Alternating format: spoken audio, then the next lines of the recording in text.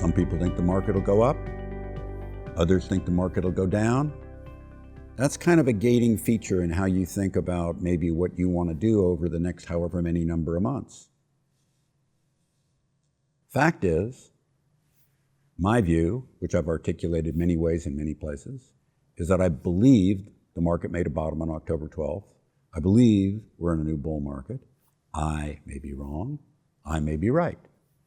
But if we are, then you say to yourself, in a new bull market, what bounces the most?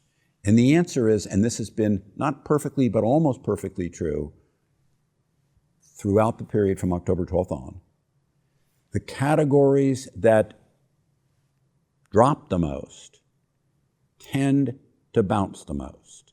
Not every week, not every month, maybe not for 2 months in a row, because markets are volatile, you know that. But the categories that drop the most in the bear market tend to bounce the most in roughly the first third of the next bull market, however long that subsequent bull market may last. So in that, you say to yourself, at one level, you just throw out the notion of specificity and ask yourself more broadly, what fell the most?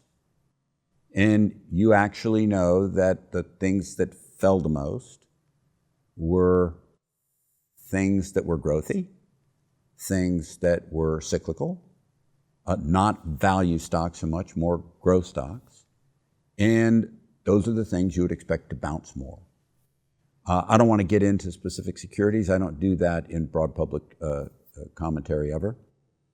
There's all kinds of problems if I do. And if you need me to get you into those things, you need me to get you out of them too. And that's not pretty, because it's not going to work that way.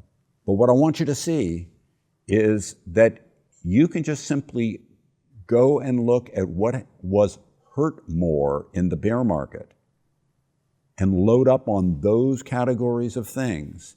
And in the bounce period, you'll do better.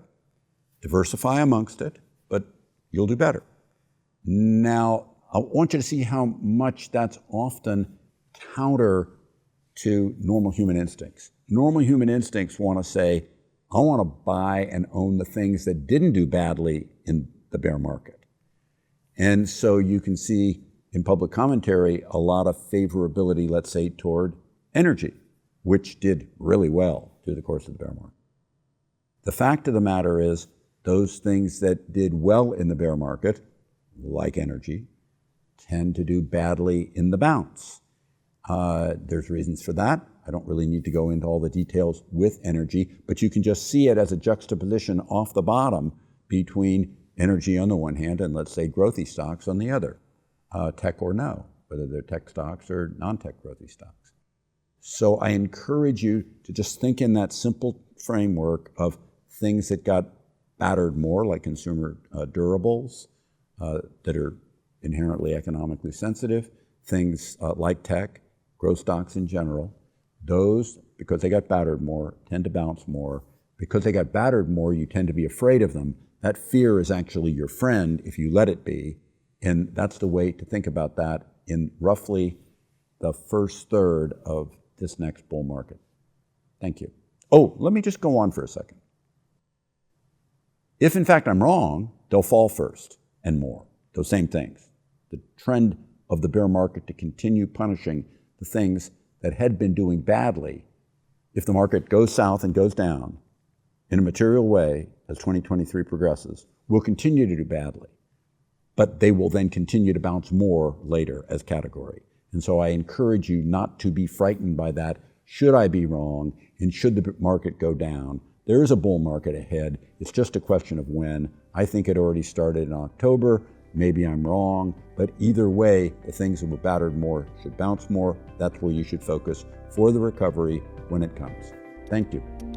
Subscribe to the Fisher Investment YouTube channel if you like what you've seen. Click the bell to be notified as soon as we publish new videos.